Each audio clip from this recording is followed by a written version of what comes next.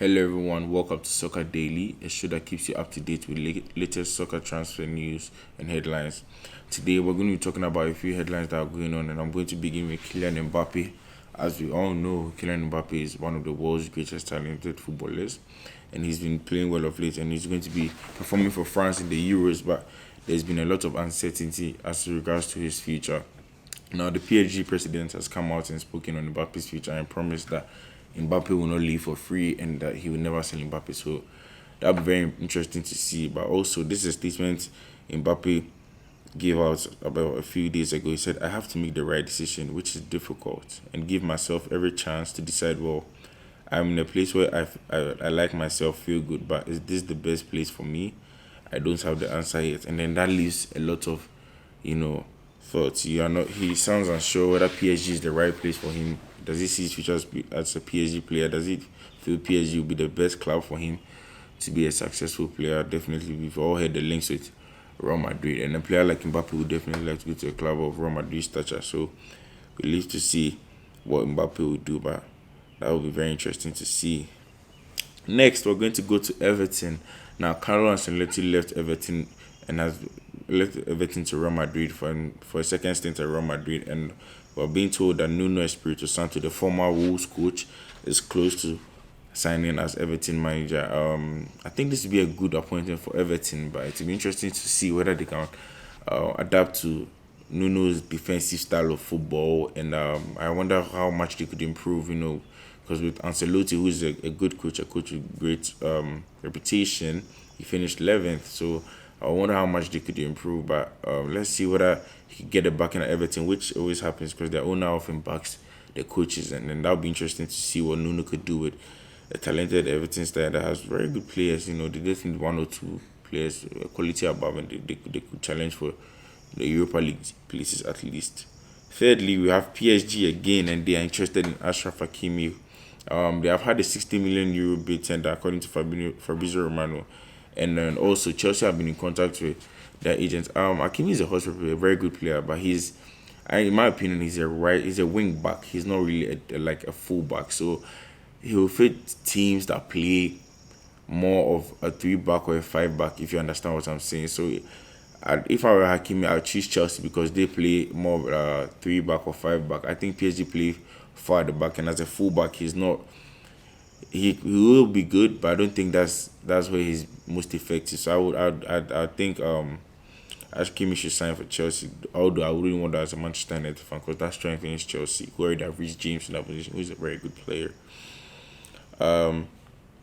Next, we're going to talk about PSG again, and they have signed Gianluigi Donnarumma according to, the Donnarumma according to Fabrizio Romano. He hasn't had the medicals yet, but then it's it looks like that the deal is imminent, and he won't be living on loan, so he'll be providing a lot of competition for Keylor Navas, who has actually been decent for PSG, but has had some blunders here and there. So I mean that'll be good for PSG to have some competition at the goalkeeping department. They've also completed the signing of Wijnaldum, who was swayed by the money, if we'd see, as reports indicated. But that's interesting. We see whether PSG can challenge and go further this year in the Champions League as compared to the disappointing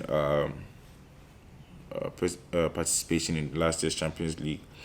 Next, now this is one transfer that's been ongoing for a year now. This is Manchester United and Jadon Sancho. Fabrizio Romano has said that there has been contact during the weekend, and Borussia Dortmund have set the price as 95 million euros, but Manchester United are a bit short. And we all know that Manchester United like to take their time when it comes to transfers, and they always take long. It will be very interesting to see how quick Manchester United can wrap up this deal, because if Sancho plays at the Euros and he does well, his price could go up. But also, one of the signs I saw today was in the England-Croatia game, he wasn't even in the squad, and there were some players who weren't needed that were in the squad. So I don't know if that indicates that his deal is getting closer, or it was actually a tactical decision by Gareth Southgate, but we live to see. Lastly, I would just like to conclude by talking about Spurs. We all know Spurs have been managerless since they sacked Mourinho, and Ryan Mason was in there as an interim manager. They have been on the search for a manager for some time now, and they've even appointed a new director of football in Fabrizio Paratici.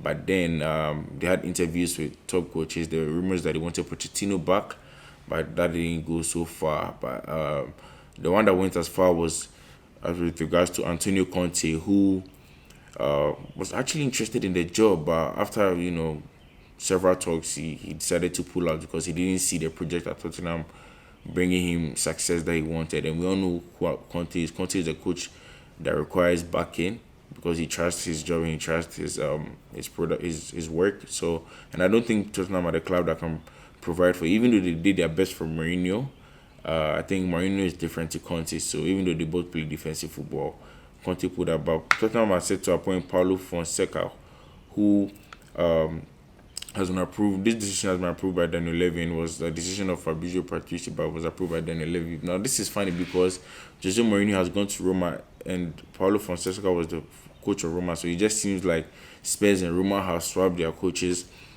and that would be interesting to see. I don't think Paulo Fonseca is a coach that Spurs fans were really looking at or expecting, but hey, I think they'll give him a try. I don't think this can convince Harry Kane to stay because I don't think he's that caliber of manager that Harry Kane will look at and say, "Oh, I'd like to play for that manager." So we look to see. That's all I have for today on Soccer Daily. Please make sure you leave comments there about any transfers or any news or any headlines you think we could talk about or any suggestions.